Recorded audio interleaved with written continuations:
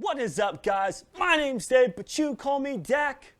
I'm back for episode 2. Now, I shot all this in one day previously, but I'm gonna tell you right now, I missed a lot of key things in my first take. So, I decided to do a reshoot. And in my reshoot, I missed still a few more things. So now, I'm back here without any assistance. Let's go ahead and pick up for episode 2. For the following episodes, I'm thinking about just doing every other week on a Monday, because when it comes to like work, I have a call weekend, then I'm off. I have a call weekend and I'm off, because right now we're short-staffed at work. So nonetheless, I believe this is going to be an every other Sunday type video, unless I can make sure that my other shoots that I did for episode 3, 4, and 5 come out fine. If they come out fine, then I'll post on Monday. But right now, I've had to hold back and wait for more of a regular scheduled update.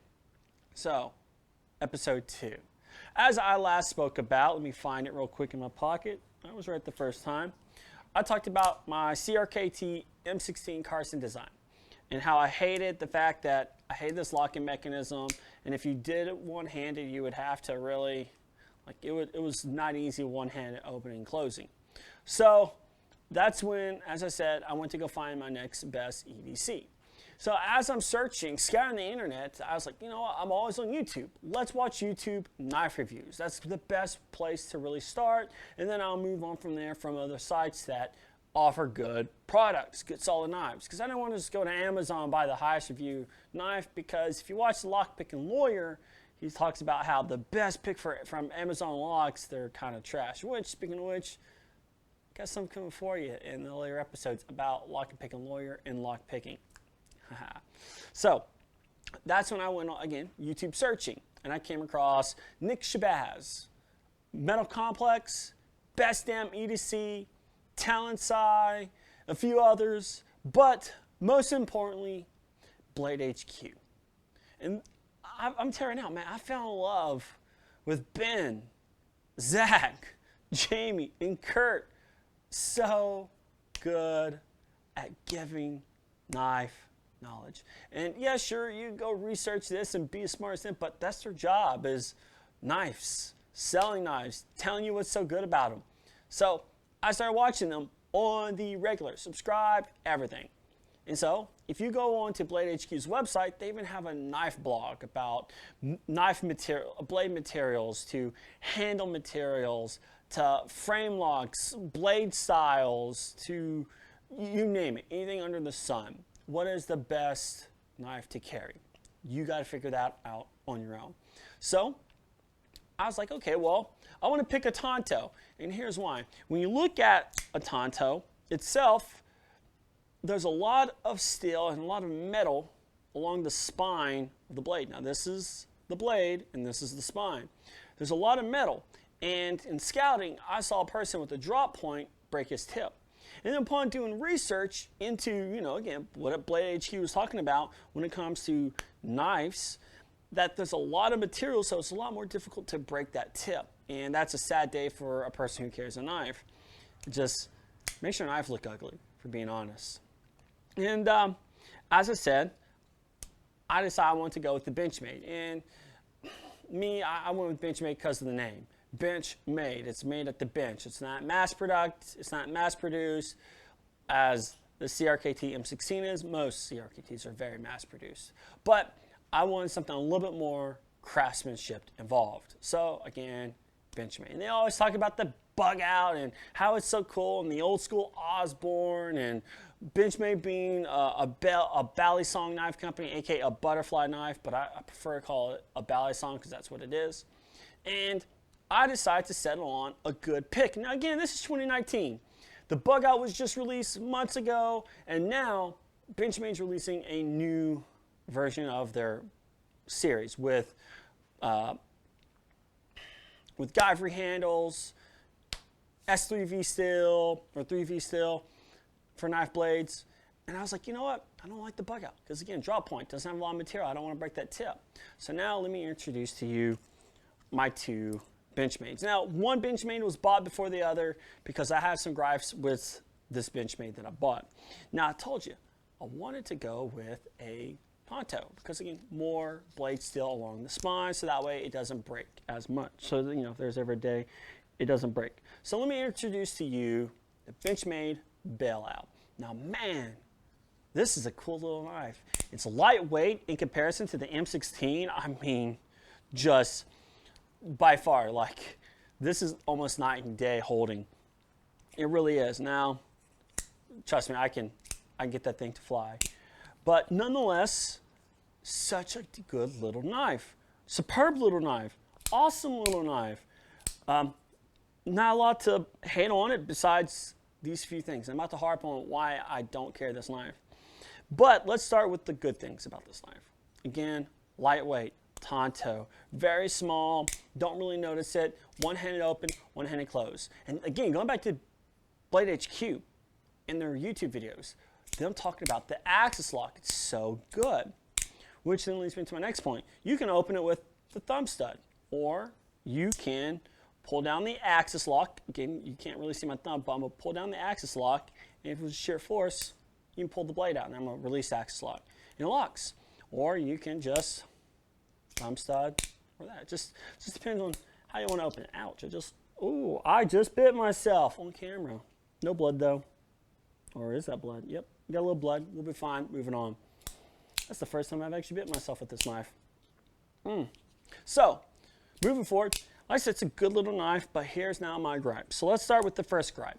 Now, my CRKT, which almost let it disappear into the pocket because I didn't put it into the belt clip. So now, a problem that I have with the Benchmade that I didn't have with the CRKT, and that is the liner in this thing. It comes with plastic outside handles, metal inside liners, and they're thick, chunky liners. I mean, just chunked all the way through and through. And, well, unfortunately with the bug out and the bailout, there's really not much of a liner, so it really flexes. But the knife, it's sold as a black class knife, and for this thing to have a lot of flex in it, just didn't feel like a black class. It just didn't. It just wasn't confident in my hand using it. I wanted something that was solid. Like even now, like I could feel the flex in just the handle a little bit. I mean, not through and through because the blade's in there, but it's just enough for me to not want to carry this knife. So I quit carrying it. I went to another CRKT, to be specific, the Blade HQ exclusive for the CEO with the green micarta and the D2 steel. That was my carry knife for a while now. Then I bought another knife, and then another knife, and then Benchmade released this, I believe in 2021, 2020, something like that. Let me introduce to you. Oh, wait, before I do that, also another thing about this knife, I completely forgot. I've lost a screw here and a screw here. What's more ironic is the screw up here is in the bag. That's another reason why I quit carrying this knife, and man, it did cut me pretty good. Not bad, but let's continue on. So, yeah, that was another reason why I quit carrying this knife, because I kept losing screws. And I called Benchmade saying, hey, look, this is the time I bought the knife. I'm still within a 1 year. Could you send me some screws to put back in them? And never got screws. Never got them. So I called again. Hey, I'm supposed to get these screws. When am I getting them? Oh, we shipped them out already. Well, I never got them. Could you resend them? Okay, we'll resend some more. What's your address? Blah, blah, blah. Still to this day, I'm screwless. Let's move on to, again, where I was trying to go. Let's go on to tell you about the second Benchmade I bought. Because I already had a lot of problems with this one. And they released, I believe this was in 2020. But now comes out the new version of the Bailout. This version is with the aluminum scales, and it was green. I liked it. But this time, different blade steel. This comes with M4 steel. By the way, in my previous edits, I said M3 because I had 3V stuck in my head. Yeah, that's another reason why I want to reshoot. But now, let's talk about this version of the Bailout. Here's what I love about this knife. Remember my original gripe about it being not a black class knife, being too flimsy, too not solid, just too loose. This thing is built like the tank. This is how the Bailout should have been built in the first place. Just saying. This is how it should have been built in the first place. Solid, not with the guyver handles. If you're going to do the guyver handles, put a better liner in it. But still that same old axis lock open and closing. And again, you don't have to use a thumb stud. You can just hold down that axis lock and man, this thing just goes. Super smooth, didn't take a lot of time to get worn in. This thing just so sweet, so sweet. But now, remember how I told you about part 2, my gripe in my guyvery, losing my screws? That became the same problem with this one. Now, you can't really see it from here, but I'll show you. This pommel lost a screw right here in the front. But if I take this pommel and I push it forward, it will lock the blade inside. Moves in, now the blade will not open. You can take a pair of pliers all day, but until that pommel comes back out, it won't come out. I'm gonna push as hard as I can. Will not whatsoever come out. Man, that kind of hurt my thumb a bit. But now when I push the pommel back, rock it back, not making this stuff up. And that is the reason why this knife is no longer carried. Now the other thing about this knife that I did not like was the blade steel. M4. If you're going to wear this with gym shorts and you're going to sweat a lot or condensate a lot, and you know, by the way, carrying a knife, when it's sitting in your back pocket, because that's where it goes, there's a lot of condensation with it. I'm just saying, because when I remove the black handle scales, the black plastic off my CRKT, you'll see these little circles where there's dirt, where it kind of rusted into that liner. And again, sweat and dirt does that.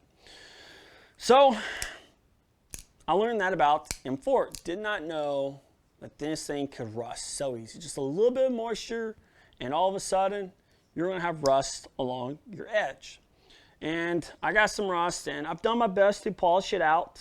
But yet there's still something there. Now, M4 steel, man, it's a good steel.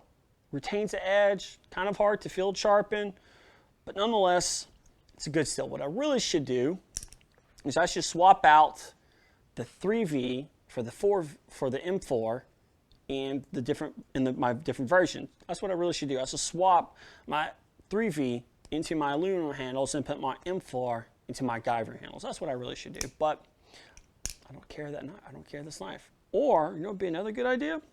Why don't I take the handles and swap out the pommels? You know, I've actually thought about doing that. I don't know if that's going to work, because this is a little bit thicker, I believe, than the original one. I'm not sure. I might be wrong. I might be right. Well, I feel like I'm wrong. I feel like, yeah, it might be thicker, it might be not thicker. I'm not really sure. That's something I have to experiment with, because that's another thing I didn't like about this knife is when I was carrying this knife, the glass breaker, carrying this thing, because like I said, I'd carry gym shorts, and man, that glass breaker would literally just kind of poke in your skin. You're like, ow, and you have to remove and reposition yourself so that way it wouldn't poke you. But nonetheless, it still was a good knife. Now, it's not what I carry every day because of those two things. And for me, because the black glass, the tactical feel, or need to use in self-defense, I need to have that ability for that pommel to not rock forward. I would like for that pommel to not rock forward, where I would carry this every day. In the state of Louisiana, you can't have automatics, no matter what. And I carry an automatic every day. Police officers, if you're watching this, hashtag not a cop, don't come after me. But yeah, I would carry this every day.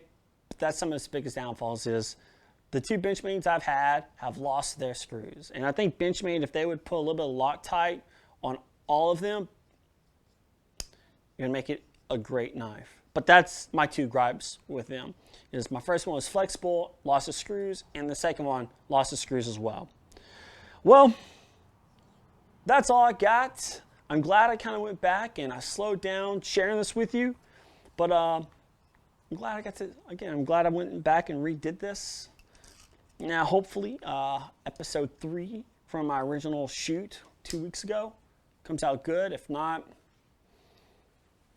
we had an alternating Monday. Let's see. Let me kind of want to hint to you. I think I kind of did. So, nope, here we go. Here it is. So this is what I carry every day, which I don't want to show you. And here's the reason why I like this knife. I like it so much, I got 2 of them. Like I said, it's an auto. It's a good little auto. Of course, one hand open, one hand closed. I can't share it with you right now because we got to get there. Let's go ahead and continue on dragging through this entire little knife show that I got for you. And hopefully you enjoyed watching. If not, if you're looking for your next knife, go to bladehq.com, find your next knife, go to their YouTube channel, watch what they have to offer, listen to the reviews. Go check out Nick Shabazz, Talon Sai. They're huge knife nerds. Even though Talon has a lot more, I followed him because he has a Crosstrek. Well, had a Crosstrek, and I got one because of him. And he no longer has his Crosstrek. Different lifestyles change and things that you want to do change, which is understandable. And then let's see, Metal Complex, Best Damn EDC. Definitely go check those guys out. Has a good lot of information. You can mix and match your utility. So if you don't want to carry a pocket knife, you can carry a little utility knife, utility tool. That's another good option. And yeah, I think that kind of covers it. Anyways, my name's David, but you could call me Dak. I'll see you guys later. Bye.